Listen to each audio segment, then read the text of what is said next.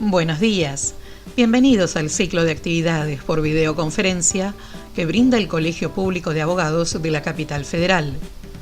Hoy, como actividad organizada por el Foro de Iniciación Profesional, contamos con el doctor Antonio Llamas, que nos hablará de jurisprudencia y legislación, riesgos del trabajo. Les recomendamos que mantengan los micrófonos en silencio para evitar interferir en la locución del expositor y de surgir alguna pregunta, la realicen vía chat. Ahora sí, le damos la palabra al doctor. Hola, buenos días. Los saludos a todos y a todas. ¿Cómo están? Bueno, hoy la charla de hoy va sobre el tema de legislación y jurisprudencia. Es un tema un poco árido, digamos, por la cantidad de legislación y la cantidad de jurisprudencia que hay al respecto. Con lo cual tiende a ser un poco aburrido, lo quiero decir claramente. De manera que, insisto, me gustaría que si alguno tiene alguna consulta para hacer, alguna cuestión que les haya quedado de todas las clases que se fueron dando en este programa, ya sea mías o de otros colegas, si les quedó alguna situación, esta es la última reunión que tenemos en este año en iniciación profesional sobre este tema de accidentes y enfermedades profesionales, de manera que les recomendaría que algunos de ustedes, si tienen alguna duda, se la saque ahora. Y el mecanismo es que hay que mandar un mensaje al chat a través de Marina. Vamos a tratar de evacuar en la medida de lo posible las preguntas que surjan. No sé si está por ahí el doctor Ricardo Lerner, que me mandó un mail. Me gustaría saber si está, no lo alcanzo a ver yo. Me mandó un mail para hacerme una consulta. A ver, no lo veo, me parece que no está tampoco. Se la pensaba contestar por esta vía, pero bueno. Dos cosas respecto del mail. Si pueden, si me quieren hacer alguna consulta por mail, con todo gusto yo les respondo. Les pido que sean cortas, porque si no se me hace difícil leer toda una argumentación, en lo que es como que sería piola, a ver si se pueden concentrar en la consulta y a ver si la podemos evacuar más o menos rápidamente. Si me escriben un poco mucho, se hace más difícil. Espero que me entiendan esto. Hay detalles que no son necesarios que lo sepa en particular. Bueno, vamos a hablar un poco sobre de qué se trata el tema de accidentes y enfermedades profesionales respecto de la estructura que tiene legislativa. El tema es que desde el año 95, 1995, cuando se sanciona la ley 1996, la ley 24.557, que empezó a tener vigencia en el año 1996, yo digo que ahí surge un árbol inmenso de normativas que van cambiando, modificando y actualizándose, que desde un punto de vista técnico-legislativo es extremadamente complejo. Es extremadamente complejo estar actualizado con todas las cantidades de normas que se necesitan conocer. Yo ahí le mandé por mail, les va a llegar la estructura legislativa que tiene el sistema. Se lo pasé a Marina hace un rato. También la estructura legislativa que surgió cuando apareció la pandemia de la enfermedad COVID-19, y todo lo que pasó con las modificaciones posteriores, porque hasta no hace mucho tiempo hemos tenido la última modificación con el decreto, con la resolución 2021, que también ya les comenté, vino a modificar el tema del procedimiento. Miren, la estructura legislativa tiene una columna vertebral, por decir así, que son 6 leyes. La ley de seguridad y higiene, la 19.587, es una ley básica, la 24.557, que fue la ley origen del sistema. En el año 2012 se sancionó la ley 26.773 y en el año 2017 se sancionó la 27.348. En el medio, yo siempre lo digo, una noche rara, porque fue en el año 2016, se sanciona la ley 27.323, que modifica el régimen del artículo 75 de la ley de contratos de trabajo. Esto es muy específico, pero es muy importante porque habilitó otras vías muy interesantes. Y hay una ley poco usada, pero que está dentro del marco legislativo, que es una ley de la actividad actoral que tiene por número la 27.203 y cómo aplica el régimen previsto para el régimen de accidentes y enfermedades profesionales.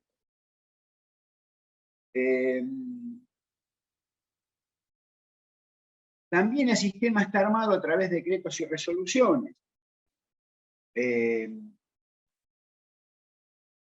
Hay 4 decretos que son del Ministerio de Trabajo. Hay 41 resoluciones de la Superintendencia de Riesgo, a esto hay que sumarles las últimas. Hay disposiciones de distintos organismos y de jefaturas. Hay 7 protocolos a aplicar. Hay resoluciones del programa de promoción e investigación del trabajo. Hay 4 resoluciones del sistema de gestión de seguridad del trabajo. Y las resoluciones de la COVID. Y a su vez existe toda una normativa específica respecto a determinadas actividades.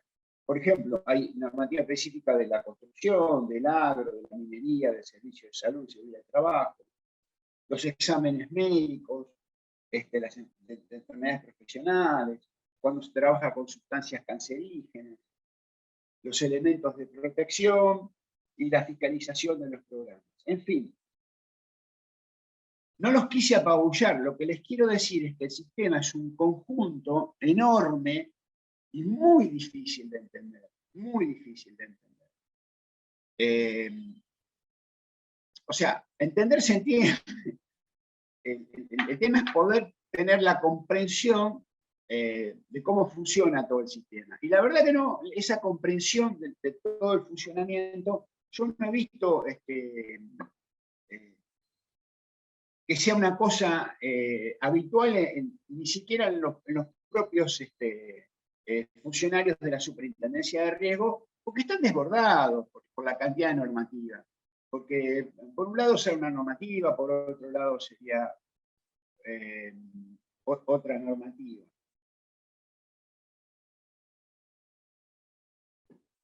Acá veo que hay alguien que me está preguntando algo propio de la normativa, ya que alguno se soltó, vamos a charlar un poco de me dice cuál es el monto, creo que ustedes lo pueden ver, cuál es el monto si muere un trabajador casado sin hijos. De acuerdo al sistema de la ley de riesgo, hay una suma máxima, si hay una suma máxima más una adicional. Efectivamente, en primer lugar mencionar que si una persona es un trabajador, quienes van a cobrar este trabajador que falleció, si no tiene descendencia, será su ascendencia. Madres, padres, habría que ver ahí la situación, quienes se presentan para este tema. Cosa número 1. Cosa número 2,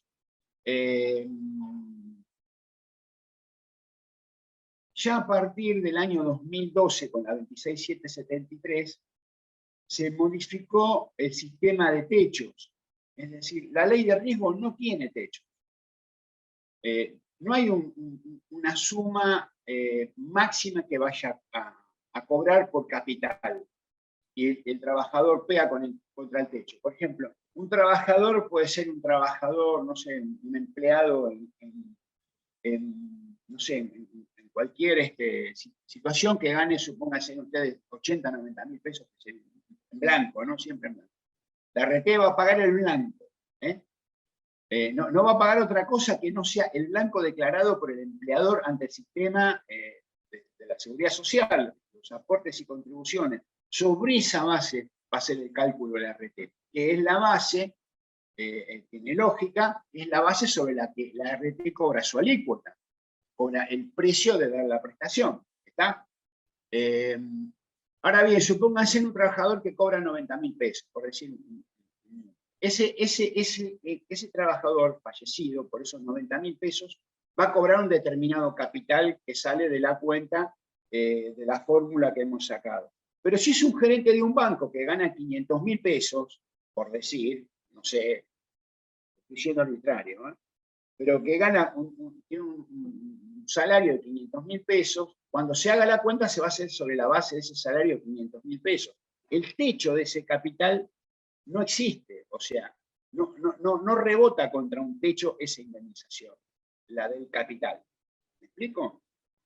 Si fue en situación de accidente de trabajo y no itinere, a su vez ese capital va a recibir un 20%. Luego sí tiene adicionales de pago único. Esos sí están topeados y tienen un monto que se actualiza por RIPTE, que tiene que ver con aquella actualización del 1694 del año 2009, que es 80, 100 y 120 mil pesos, que se actualizan por RIPTE. Yo no sé si les pasé a ustedes cuáles son los montos de adicional de pago único, pero esos montos de adicional de pago único, todos los... quiero insistir con esto. Otro ejemplo, si un trabajador gana una cifra inferior al piso con que se paga el siniestro, lo que garantiza el sistema es que hay un piso mínimo. Hay un piso mínimo que también se actualiza de aquel decreto, que era de 1.800 pesos en su momento, en el año 2009, y ahora no me acuerdo, porque es una cantidad de números que hay que tener en la cabeza que es muy impresionante, pero los números se van actualizando cada 6 meses. Cada 6 meses sale algún tipo de nota, resolución o disposición de parte de la Superintendencia de Riesgo, donde le dice cuáles son los montos que se van a pagar de mínimo ante una situación de siniestro. Por un lado, por el capital mínimo, si un trabajador sufre un accidente menor un 50% y tiene un salario más o menos bajo, esto pasa mucho en la construcción, por ejemplo, donde los salarios no son muy declarados muy claramente.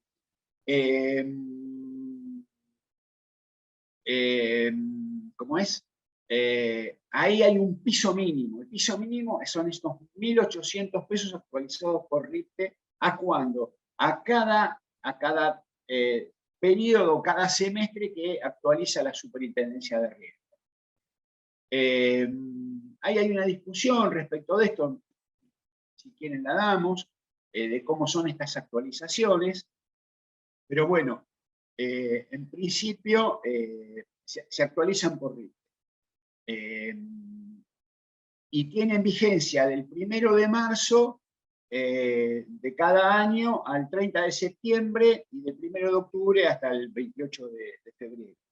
Es decir, ahora hay un decreto actualmente que está en vigencia, que realmente no me acuerdo el número, si quieren lo buscamos y se los paso, o les paso directamente el decreto, y en ese decreto se fija cuál es el monto mínimo, el piso mínimo sobre lo que un trabajador vaya a cobrar para la cuenta capital, más las actualizaciones y adicionales de pago único que le corresponderían en el caso que tuviese una incapacidad mayor al 50, al 66 o muerte. En el caso de la pregunta de la colega, del colega o la colega, no sé quién es, lo que habría que ver es cuál es el IBM de ese trabajador siniestrado, y a partir de allí saber si le van a pagar con el piso mínimo o le van a pagar con el salario que tenía denunciado. La cuenta es muy sencilla porque si haciendo la cuenta de capital el piso mínimo da mayor que la cuenta de capital sobre el salario que puede ser mínimo, va a cobrar con el piso. ¿Me explico? No fui claro. O sea, se hace la cuenta de capital y si el monto que diese de la cuenta de capital fuese inferior al monto del piso mínimo que está en el decreto de actualización, cobra con el piso mínimo. Si es mayor, va a cobrar con el salario que realmente cobraba. De manera que es un tema que hay que permanentemente actualizarlo y claramente para saber cuáles son los valores que tiene que pagar la compañía hay que situarse al momento del siniestro, porque como les acabo de decir, el último decreto va del 1 de octubre al 28 de febrero, con lo cual no son esos los números, a no ser que haya sucedido ahora el siniestro en estos tiempos. Si hubiese sucedido en el año pasado, hay que tomar la disposición que actualizó los salarios al momento del siniestro del año pasado. No el último, porque el último es para adelante, es para el periodo que va a terminar el 28 de febrero. ¿Está?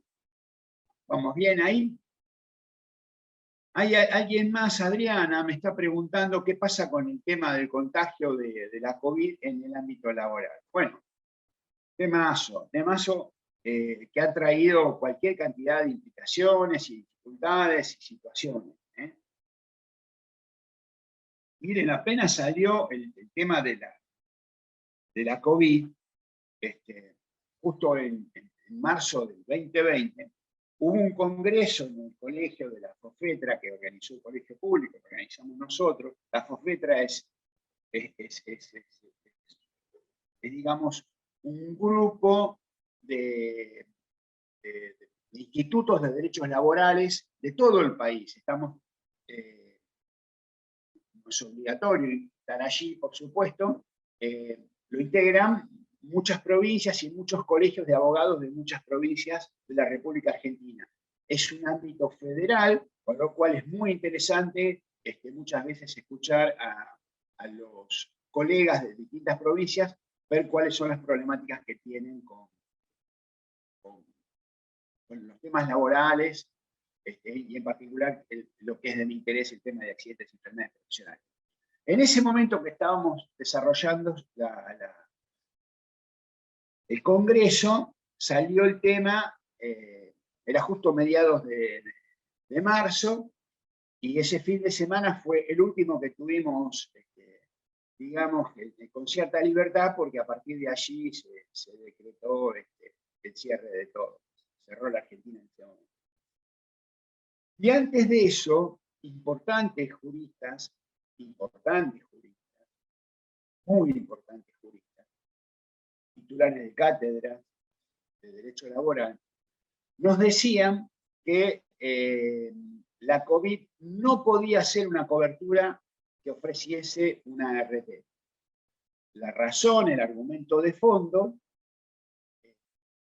era que las compañías no habían hecho las previsiones y no habían cobrado las alícuotas correspondientes con anterioridad frente a este siniestro. Entonces no se le podía representar una contingencia nueva, un siniestro nuevo, una enfermedad profesional nueva, si no se había cubierto a través de sus alícuotas de esa contingencia. Ese es el argumento de fondo. Bueno, por un tiempo se discutió, se dudó, y claramente decían que había que mandarlo si uno quería iniciar algo, lo debería iniciar por una enfermedad profesional no listada. Eso tiene un trámite muy engorroso, se hace a través del decreto de la resolución 179. Es un trámite engorroso porque es un trámite en el que no hay un reconocimiento por parte del accidente, de la enfermedad profesional de la ART, y lo que uno tiene que lograr es que dentro de la superintendencia de riesgo le reconozcan esa patología como de origen laboral. De modo que allí era un engorro terrible que fuésemos todos a través de una enfermedad no listada. El tema es que después el gobierno, al poco tiempo de salirse con esta situación del 297, que nos puso un aislamiento social preventivo y obligatorio, ¿se acuerdan ustedes? Bueno,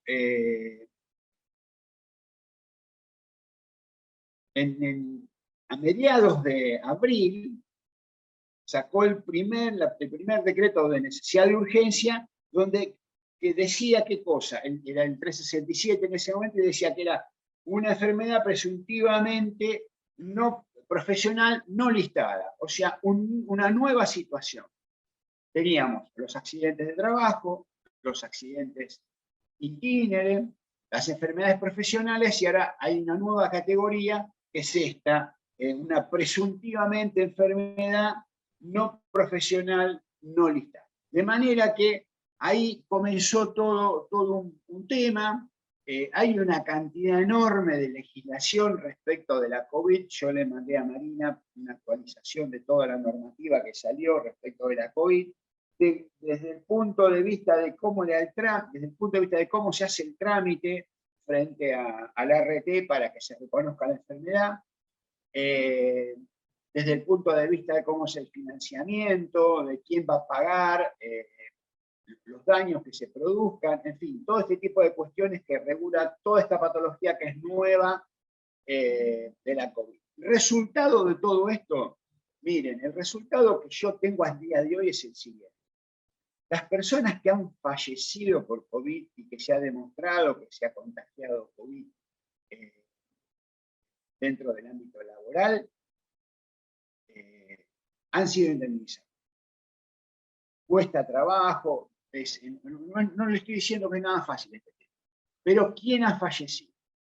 Ahora, respecto de las personas que sufrieron la patología y respecto de las secuelas que pueden haber quedado, bueno, ahí tenemos un lío bárbaro, pero extraordinario, porque muchos mencionan que hay una enorme cantidad de secuelas, de secuelas cardiovasculares, respiratorias,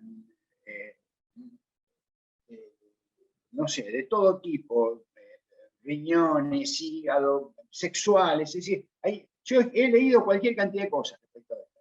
Ahora, ¿cómo se demuestra que esa patología tiene una relación de causalidad entre lo que sufrió ese trabajador y el resultante de la secuela? Bueno, esto es un tema que está en plena discusión y no está saliendo adelante. Por lo cual, aquello que parecía que iba a ser importante está perdiendo fuerza. Y respecto de si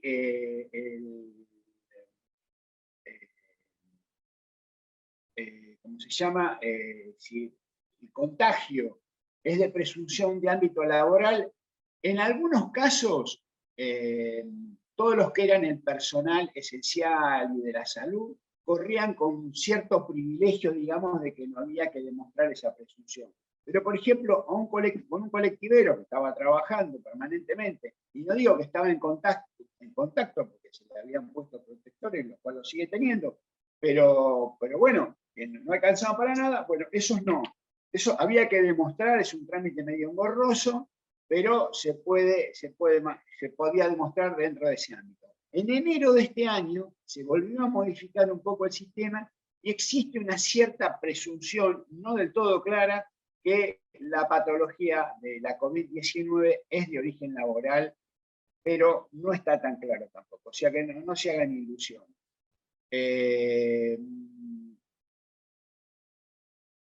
Yo la verdad que no he visto respecto de este tema que haya habido una gran cantidad de soluciones. Sí ha habido muchísimas denuncias de siniestro, imagínense ustedes. Es allí, y por esta razón, y por esta patología, y porque el propio sistema de la superintendencia de riesgo daba muy pocas audiencias con vista médica presencial, es por este tema en el que se trabaron, todo se alargó muchísimo los procesos, estamos tardando un año en algunos casos en resolver una junta médica, en razón de todo este embrollo que se armó, de esta situación de agobio que han tenido las comisiones médicas para dar las audiencias de vista médica, es que se sanciona la resolución 2021 que viene a tratar de solucionar el tema modificando el procedimiento y dándole a las compañías algunas alternativas para brindar una audiencia de acuerdo más rápidamente. Con lo cual se van sacando de alguna manera los expedientes. Esa es la idea, no sé si el resultado está siendo el que ellos se imaginaron, pero bueno, no lo han encontrado. Me están pidiendo el número, voy a ver si lo puedo encontrar así rapidito, no se enojen, a ver si, creo que me siguen viendo ustedes, pero bueno, tengo que buscarlo en mi carpeta de archivos, y la resolución, sí, la resolución es la 49 del 21, ¿eh? La resolución es la 49 del 21. Si la buscan por ese lado la encuentran. Si no, en todo caso, yo me comprometo que termine la charla y se la paso a Marina, y en todo caso le paso bien los valores y las cuestiones relativas propias a lo que dice la normativa y cuál es la actualización. Hay una enorme cantidad de disposiciones, ya les digo, de actualizaciones, que, bueno, que yo les podría pasar los números en todo caso, si a ustedes les interesa, como para que lo tengan. A ver, quisiera encontrar el número rápidamente. Estoy buscando los números de la resolución. Y sí. Bueno, ustedes fíjense que, bueno, no estoy encontrando claramente lo que estoy buscando, les pido disculpas. Después lo busco con más, lo tengo ahí en el archivo un poquito complicado, pero es la resolución 49 del 21 que actualiza a partir del 1 de octubre hasta el 28 de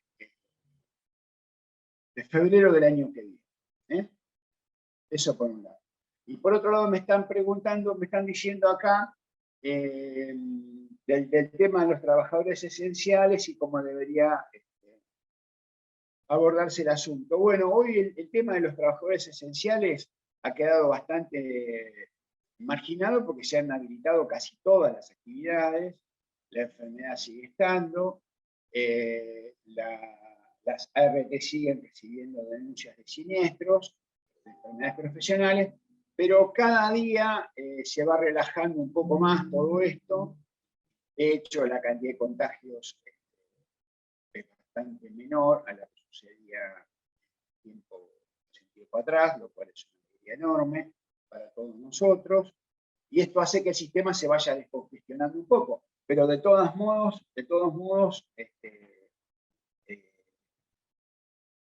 sigue siendo complejo el trámite dentro de la superintendencia de riesgo. Yo ahí les mandé el paso a paso de cómo se van iniciando los trámites, si ustedes lo revisan lo van a poder encontrar, y eventualmente cualquier cosa, si quieren me mandan algún mail, alguna cosa, y yo les notifico. Bueno, todo esto respecto de la estructura legislativa de la que teníamos que hablar hoy.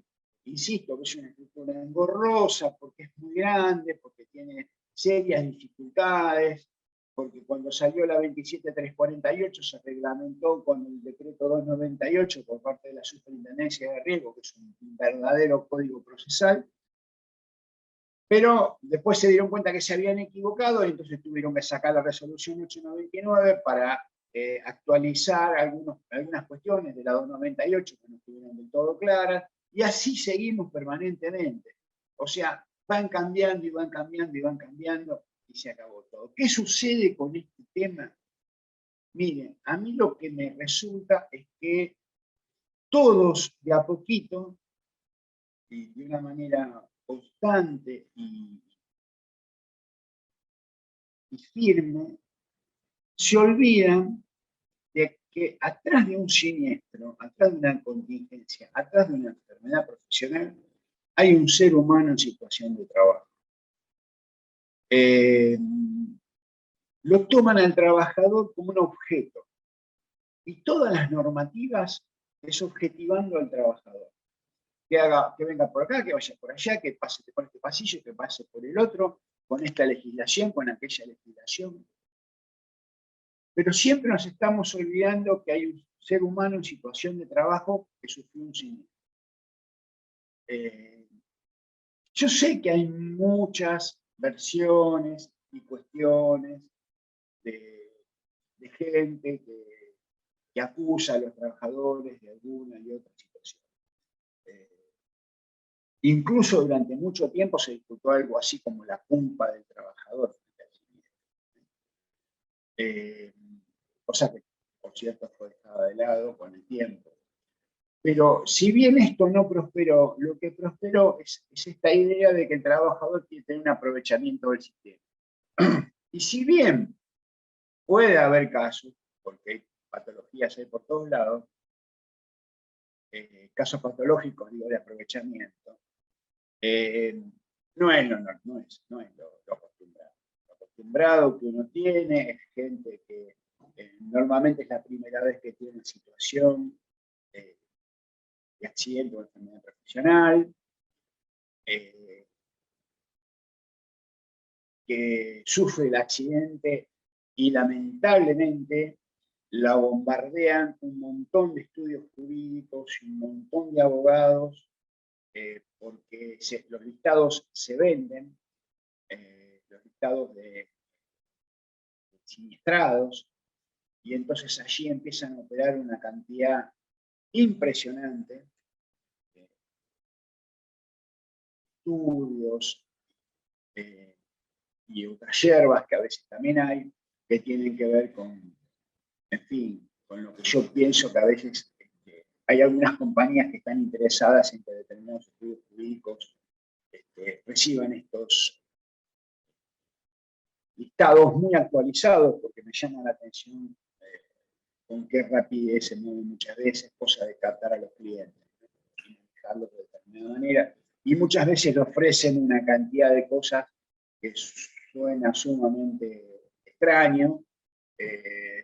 La que le ofrece a los clientes, lo que hace que nuestro trabajo se vuelva muy engorroso, porque el cliente nos llama y nos dice, me están llamando, me dijeron que yo puedo hacer esto, y usted no me dijo que yo, si con cierto grado hasta de reproche muchas veces, lo cual hace que esto se vuelva bastante complicado de trabajar. Digo, desde el punto de vista de la relación cliente-abogado, y entonces ahí lo que funciona es claramente la confianza que pueda tener el cliente nuestro sobre nuestra tarea y cómo la hacemos. De manera que, bueno, ahí hay un tema muy complicado, pero bueno, no tiene solución, y está todo el circuito cerrado, digamos, respecto de esto, cuando un trabajador sufre una contingencia, hace una denuncia de siniestro y le brindan algún tipo de prestación. También muchas veces puede ser que los dictados salgan de las propias clínicas, que son las que dan las prestaciones asistenciales por parte de la compañía. Es decir, hay una variedad de actores del sistema que hacen que muchos tengan acceso a muchos datos, y de esos datos incluyen muchas cosas, los nombres, los apellidos, las direcciones de mail, los contactos de mucha naturaleza, la naturaleza de la denuncia, en fin. A veces hay un poco de invasión ahí sobre... Nosotros sabemos lo que le pasó, sabemos qué puede hacer, o sea, nosotros sabemos, es algo que se usa mucho. Lo cual hay que moverse con todo esto, ¿eh? Se los cuento de manera de que ustedes sepan la dificultad que estamos viviendo, no solo por tener que transitar el tema de las comisiones médicas, que para mí claramente son inconstitucionales, pero por supuesto estoy quedando en minería respecto de los actores del sistema que dicen que esto es constitucional. Hablo de jueces, pero bueno, así es la cosa. Respecto a que hay que transitar este tránsito por comisiones médicas, sino además que este tránsito en las comisiones médicas que hay que acompañar al trabajador, estamos bombardeados por todos lados, por grandes estudios jurídicos y por gente que tiene acceso a determinadas cuestiones. Esto respecto del ámbito puramente legislativo. Hay una cuestión que tenemos que ver con la jurisprudencia. Hay un montón de jurisprudencia porque, otra vez, así como les dije que esto nació de un árbol y creció y que es súper engorroso y qué sé yo, las leyes de riesgo son las leyes que más inconstitucionalidades han recibido en la historia argentina. Con lo cual, los fallos de inconstitucionalidad de la ley de riesgos son extensos, enormes y cantidades extraordinarias. Sin embargo, yo solo me voy a detener en uno, en el más importante de todos, que tiene que llamar la atención, llamar a la reflexión y saber dónde estamos parados, que es el fallo Pogonza de la Corte Suprema de Justicia, que brinda la constitucionalidad del trámite de las comisiones. Y acá se cerró el tema. Claramente era un fallo esperado, sabíamos que iba a salir un fallo de esta naturaleza. Veníamos perdiendo por goleada. En principio empezamos a perder con los jueces nacionales de primera instancia. Reciben, hablo de capital federal, reciben los recursos, porque es un recurso que se puede recibir en sus juzgados, y se ponen en jueces revisores de lo sucedido dentro de la comisión. Y si uno intentaba hacer una demanda, transitando el tema de la inconstitucionalidad de las comisiones médicas, explicando las razones, las interpretaciones jurisprudenciales que hay que hacer de toda esta naturaleza, eran normalmente rechazadas. Estas demandas presentadas por estas inconstitucionalidades. Las apelábamos y cuando íbamos a Cámara, en Cámara estábamos perdiendo 7-3. Con lo cual, el panorama era clarísimo que finalmente esto iba a resultar en un fallo en el que brindara la constitucionalidad de la comisión. En provincia de Buenos Aires pasó algo parecido.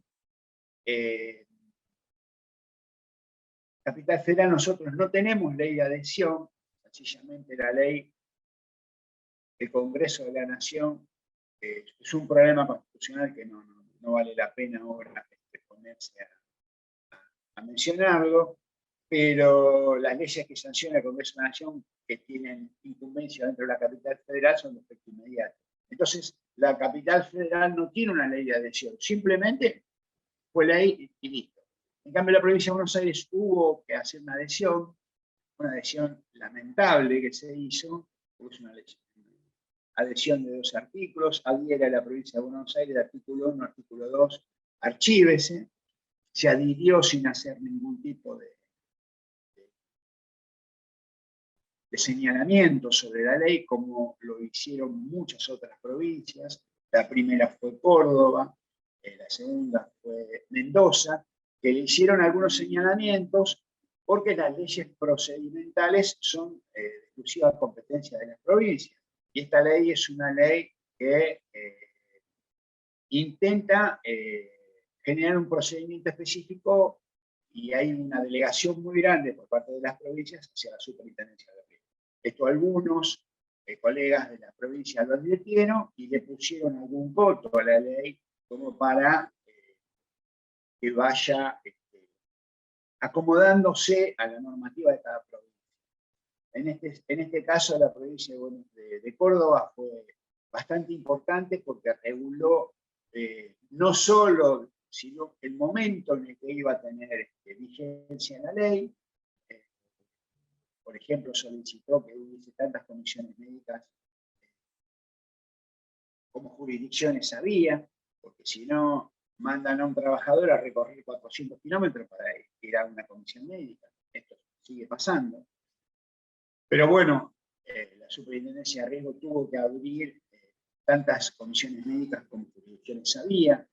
Reguló también algún tipo de procedimiento, reguló honorarios, por ejemplo, y también se quedó con la posibilidad de hacer una demanda plena una vez terminada. Es decir, es un proceso que se transita por la comisión médica y finalizada esta, al trabajador le quedaba la oportunidad de poder realizar una demanda plena, una demanda ordinaria. Cosa que en Capital no, insisto, en Capital lo que se hace es un recurso, hay que presentar un recurso de apelación y bueno, el recurso de apelación es para que los jueces de primera instancia, los jueces nacionales de primera instancia, lo revisen, no para que hagan nada. Prácticamente no se puede aportar prueba nueva, nada. Se trata de lo tratado dentro de la comisión médica. Entonces, ¿qué pasó en la provincia de Buenos Aires? Bueno, hubo muchos cuestionamientos hasta que se llegó a la Suprema Corte, que también lanzó un fallo a través de la reforma que hubo, del intento de reforma del procedimiento en la provincia de Buenos Aires, de los cuales solo 2 artículos están en vigente hoy, el 2J y el 103, y con esto se articula que en la provincia de Buenos Aires lo que tenemos es que uno, transitado el trámite de comisión médica y no aceptada la determinación que pueda hacer la comisión médica, ya sea de incapacidad o resultado que sea, el trabajador tiene la posibilidad de iniciar una demanda plena, pero tiene 90 días hábiles. Y puede utilizar la prueba que le resulte conveniente, porque es una demanda ordinaria. Insisto, en Capital no lo tenemos. Para nosotros, y lo digo a modo de consejo, no me quiero poner en ningún lugar que no me corresponde, pero lo digo a modo de consejo, cuando iniciemos un trámite dentro de las comisiones médicas, prácticamente armen una demanda, porque toda la prueba que ustedes no intenten valerse en el inicio del trámite de comisión médica, después va a ser muy difícil que la prueba la puedan admitir. Ya hablo de no solo prueba médica, sino de testimonial, pericial contable, pericial técnica, lo que ustedes crean necesario. Yo lo estoy iniciando de esta forma los temas porque después me quedan colgados y el acta 2669, que debería actualizarse de la Cámara Nacional de Apelaciones del Trabajo, habla de aquellas pruebas que pudieron haberse producido de manera desigual, erróneamente, o no se hayan producido en su totalidad. Entonces ahí el juez nacional de primera instancia podrá observar que determinadas pruebas no se produjeron y se podría hacer. Respecto del acompañamiento dentro de la comisión médica de informes médicos periciales, bueno, ahí hay un tema complejo, parece que todo lo que yo hablo de temas complejos, bueno, no me quiero poner en esta cuestión, pero hay una cuestión ahí que tiene que ver con lo siguiente. Yo, por supuesto, recomiendo que las veces que sea necesario, no siempre es necesario, pero muchas veces sí, esto es una cuestión de análisis puramente de cada siniestro, acompañar el inicio con un informe médico pericial. Ahora, ¿qué pasa? El informe médico pericial tiene un costo, y no es un costo cualquiera, y no es un costo que todos estamos dispuestos o en posibilidad de asumir, y muchas veces el trabajador tampoco. Entonces ahí hay una complicación enorme. Yo creo que es importante que haya una visión de un perito médico. No va a condicionar el resultado de la comisión médica en lo más mínimo. Tampoco va a modificar este mismo médico asista a una revisión médica. No lo va a modificar. Porque los estándares con los que se manejan los médicos para hacer las determinaciones no están sujetos a interpretaciones de otros médicos. Lo he visto, lo he sabido, lo he vivido, me ha tocado trabajar del lado de adentro y he sabido cómo funciona. Pero bueno, que esté la presencia, que haya un informe pericial, le da cierta fuerza cuando uno, en el caso de necesitar llegar a una apelación, pueda tener un poco de trascendencia. Miren, hay gente que tiene rotura de menisco y la RT le dice que eso es una situación que se produjo porque tenía una patología preexistente. Y entonces rechazan. Y ese rechazo ustedes lo van a tener hasta en el dictamen de comisión médica. Es decir, van a llegar al dictamen de comisión médica y van a seguir teniendo rechazo. De manera que es un trámite que no va a quedar más remedio que apelarlo. Ahora, cuando lo apelen, van a tener que tener fundamento científico atrás de esa apelación, porque si no, el juez nacional de primera instancia, si no hay argumentos científicos, se los va a rechazar también. Y entonces ahí estamos teniendo serios problemas, porque todo esto era un trámite que no nos pasaba antes, y ahora, dándole tanta fuerza, tanta legalidad al trámite del camino de las comisiones médicas, como le decíamos antes, ahora está lleno de fuerza, legalidad y legitimidad, es bastante difícil dar vuelta un trámite de esta naturaleza. Asimismo, si lograran darlo vuelta, imagínense que van a recibir una cantidad enorme de impugnaciones. Si un perito médico oficial ve otra cosa, que lo que estuvieron viendo los médicos de las compañías, si un perito médico oficial ve otra cosa, ese perito médico lo van a impugnar muy fuertemente, y si se llega a tener cierto éxito y el juez acepta el dictamen de los peritos médicos oficiales, van a tener apelaciones también muy fuertes.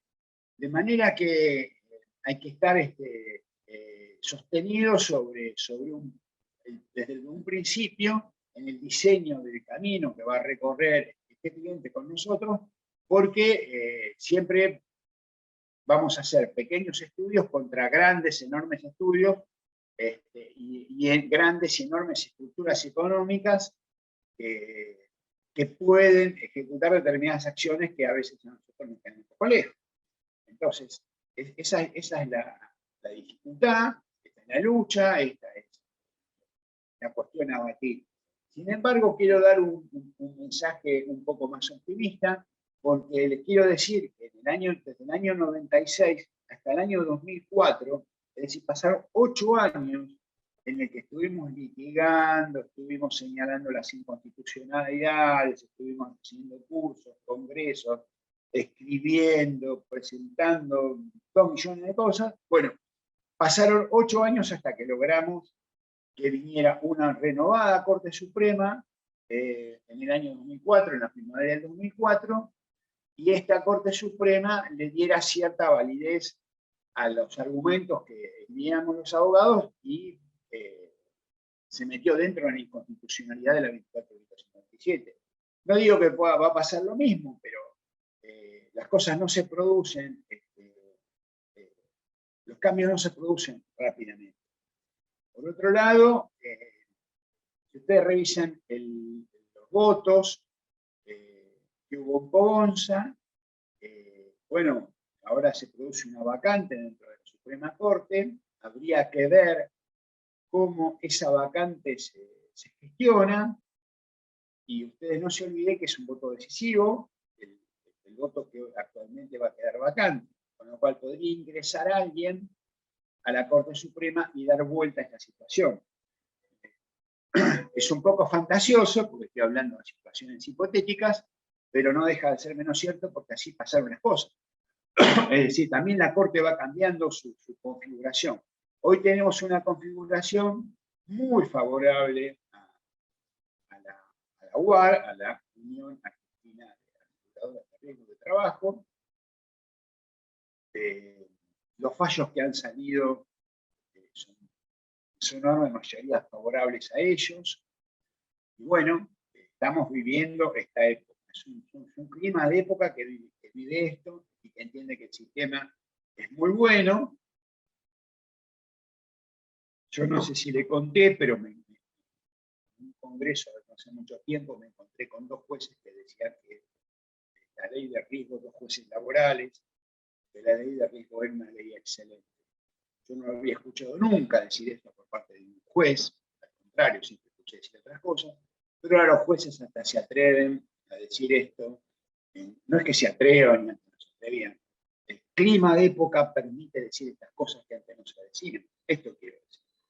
Y entonces están muy contentos porque a través del fallo Pogonza es como que se termina un algo, ¿no? Los otros días yo hablaba con un titular de cátedra de la Universidad de Buenos Aires y me sorprendió porque me dijo, bueno, salió Pogonza, listo, como que no jodamos más, ya está, listo. No, discúlpeme, o sea, todo bien, pero si hay una característica que tenemos los abogados laboralistas es que seguimos luchando, es decir, seguimos buscando argumentos, seguimos rascando, seguimos tratando de perfeccionar el sistema y a veces hemos logrado algunos éxitos y otras veces tenemos muchas derrotas, pero bueno, este es un tiempo en el que vamos a tener que luchar contra esto. Yo creo que una de las luchas que hay que dar, la más fuerte de todas, es el tema dentro del Capital Federal y el tema de lo único que tenemos es un recurso ante la justicia nacional. En eso estamos muy mal, estamos siendo, yo diría que hasta discriminados frente a las otras provincias, porque la mayoría de las provincias, que son una enorme mayoría, han dejado habilitada la vía de la demanda ordinaria y la producción de prueba aún no tratada dentro de la comisión médica. No puede ser que el trámite dentro de la comisión médica sea de tal envergadura y de tal naturaleza, un trámite administrativo donde todos los actores que están dentro de la comisión médica, excepto el trabajador y su abogado, todos son funcionarios del mismo sistema. Esto es insostenible, no se puede sostener esto como una realidad y como que esto funciona bien. Miren, las primeras cuestiones que salían favorables a decir que la comisión médica era, el trámite de la comisión médica, era aceptar que las cuestiones pasen como si fuese un ciclo, se decía, esto igual al ciclo. Miren, no es ni parecido cercano al ciclo. El ciclo uno hace 1, 2 audiencias, 3 eventualmente, como máxima cosa, presenta una liquidación, se llega a un acuerdo, se habla, pim-pum. En las comisiones médicas no hay ningún tipo de negociación. La ley de riesgo, la 27348, abre la instancia de una negociación en la audiencia de acuerdo. Sin embargo, no hay negociación. Uno va a una audiencia de acuerdo y le dice, tengo 100 pesos, y bueno, pero acá el trabajador espera cobrar un poco más, uno empieza con un discurso. 100. 100, 100, 100. ¿Querés 100? Llévate 100 y si no se recha. No le importa nada. O sea, no hay negociación. No vienen como si uno estuviese en un juzgado haciendo una audiencia del artículo 80, donde llaman por teléfono y uno trata de negociar y algunas veces logra sacar algo un poco más como para beneficiar el trabajo. Esto no sucede. Ellos que muestran todo el poder, se plantan y te dicen es tanto y se acabó. Y listo. Y con la reforma que se hizo de la resolución 2021, la disposición 4, 21 también, que es esta reforma donde hay una posible audiencia de acuerdo para aquellas denuncias que se hicieron donde había altas médicas sin incapacidad y que puede venir la RT a ofrecer hasta un 5%, miren, pasan dos cosas. O vienen o no vienen directamente a la audiencia de acuerdo esta, directamente ni se presentan, o vienen y traen 50.000 pesos. Y listo. O sea, no vienen con un 5%, el 5% es hasta. Y ellos vienen, tengo 50, si querés, llévatelo y si no, déjalo.